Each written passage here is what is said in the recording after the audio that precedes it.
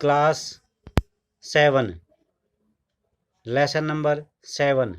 Lesson का नाम है जनजातियाँ, खानाबदोश और एक जगह बसे हुए समुदाय। इसमें हम आपकी लास्ट टॉपिक को पढ़ रहे हैं। ये है अहोम जनजाति। अहोम लोग जो आजकल का म्यांमार है, अहोम लोग मौजूदा म्यांमार से आकर 13वीं शताब्दी में ब्रह्मपुत्र घाटी में आ बसे। उन्होंने भैया, जो कि भूस्वामी होते थे, जिनको भैया बोलते थे, उन्होंने भैया लोगों की पुरानी राजनीतिक व्यवस्था को खत्म करके, दमन करके नए राज्य की स्थापना की।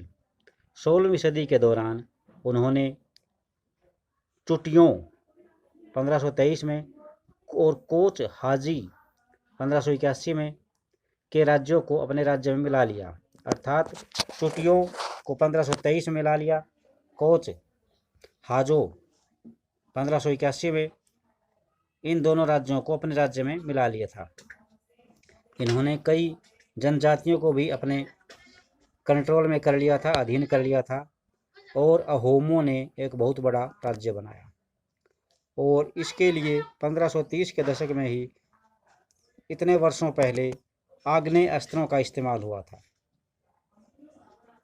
1660 तक आते आते वे उच्च स्तरीय बारूद और तोपों का निर्माण करने लगे और इसमें वे सक्षम हो गए थे।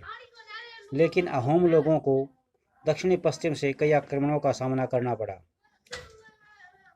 1662 में मीर जुमला के नेतृत्व में मुगलों ने अहोम राज्य पर हमला किया। बहादुरी से सामना करने के बावजूद अहोम लोगों की पराजय हुई, लेकिन उस क्षेत्र पर मुगलों का प्रत्यक्ष नियंत्रण ज़्यादा समय तक नहीं टिक पाया।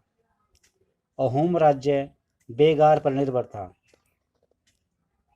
राज्य के लिए जिन लोगों से ज़बरदस्ती काम लिया जाता था वे पाइक कहलाते थे। जो लोग अहोम राज्य के लिए बिना पैसे में काम करते थे उन लोगों को क्या कहते थे? पाइक। अहोम राज्य में एक जनगणना की गई थी। प्रत्येक गांव को अपनी बारी आने पर निश्चित संख्या में पाइक भेजने होते थे, अर्थात बिना पैसे के मजदूरी करने वाले लोग भेजने होते थे। इसके लिए जनगणना के बाद सघन आबादी वाले इलाकों से कम आबादी वाले इलाकों में लोगों को स्थानांतरित किया जाता था। अर्थात जहाँ पर ज़्यादा जनसंख्या है उन लोगों को कम जनसंख्या वाले क्षेत्र में भेज दिया जाता था।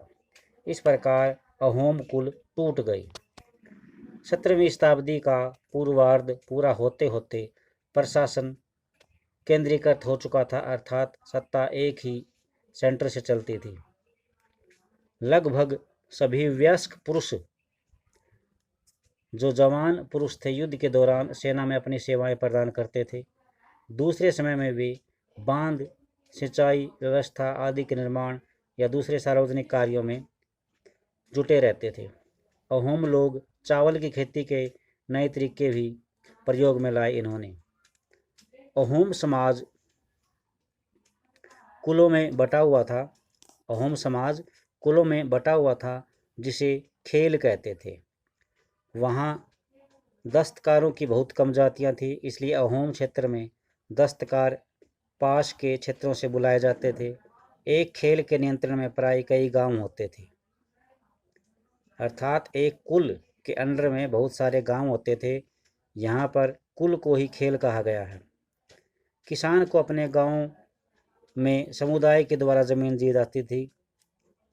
समुदाय की सहमति के बगैर राजा तक किससे जमीन नहीं ले सकता था, अर्थात वहाँ पर जो समुदाय होता था उसका बहुत महत्व था। जो गरीब किसान होते थे उनको समुदाय की सहमति से ही जमीन दी जाती थी और राजा भी इनके फैसले का विरोध नहीं कर सकता था। शुरुआत में अहोम लोग अपने जनजातीय देवताओं की उपासना करते थे, लेकिन 17वीं सदी के पूर्वार्ध में ब्राह्मणों के प्रभाव में बढ़ोतरी हुई, अर्थात ब्राह्मणों का जो प्रभाव था वो ज़्यादा हुआ। मंदिरों और ब्राह्मणों को राजा के द्वारा भूमि अनुदान में दी गई। ब्राह्मणों को राजा के द्वारा भूमि दान में दी जाती थी मंदिरों के रूप में। शिव सिंह, जिसका शासन 1714 से 1744 के बीच में था, 1714 से 1744 के बीच में शिव सिंह के काल में हिंदू धर्म वहाँ का प्रधान धर्म बन गया, मुख्य धर्म बन गया। लेकिन अहोम राजाओं ने हिंदू धर्म को अपनाने के बाद अपनी पारंपरिक आस्थाओं को पूरी तरह नहीं छोड़ा था। अहोम समाज एक अत्यंत परिष्कृत समाज था। कवियों और विद्वानों को अनुदान में जमीन दी जाती थी। नाट्य क्रम को यानी नाटक शैली को प्रोत्साहन दिया जाता था। संस्कृत की महत्वपूर्ण कृतियों का स्थानीय भाषा में अनुवाद किया जाता था। बुरंजी नामक ऐतिहासिक कृतियों को पहले अहोम भाषा में और फिर असमिया भाषा में लिखा गया था। अब हम इस चैप्टर के कंक्लूजन की तरफ बढ़ते हैं। जिस युग की हम चर्चा करते आए हैं उस युग के दौरान उपमहाद्वीप में काफ़ी सामाजिक परिवर्तन हुआ था। वर्ण आधारित समाज और जनजातीय लोग एक दूसरे के साथ लगातार संपर्क में थे।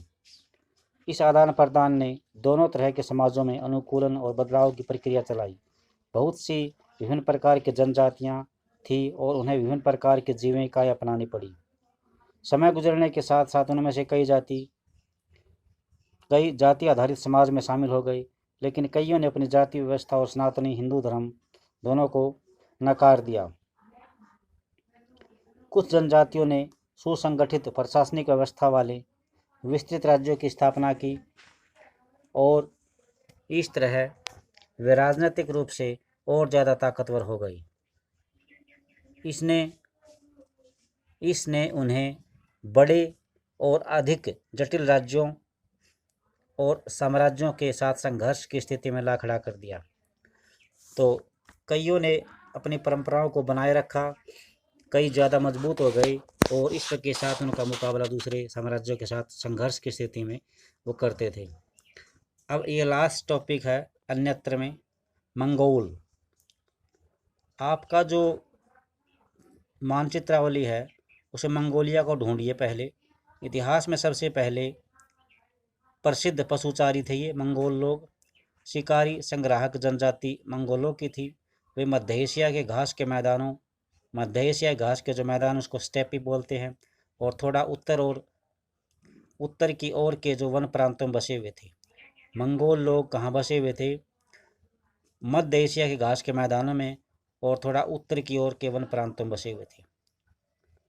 1206 में चंगेज खान ने मंगोल और तुर्की जनजातियों में एकता पैदा करके उन्हें एक शक्तिशाली सैन्य बल में बदल डाला। अपनी मृत्यु के समय वह अर्थात चंगेज खान की मृत्यु कब हुई थी? 1227 में। तब तक वह एक सुविस्तृत प्रदेश का शासक था। उसके उत्तराधिकारियों ने एक विशाल साम्राज्य खड़ा किया। अलग अलग समय में उसके अंतर्गत रूस, पूर्वी यूरोप, चीन, मध्य पूर्व का खासा बड़ा भाग शामिल था। मंगोलों के पास सुसंगठित सैन्य एवं प्रशासनिक व्यवस्थाएं थी। वे विभिन्न जातियों और धार्मिक समूहों के समर्थन पर आधारित थी।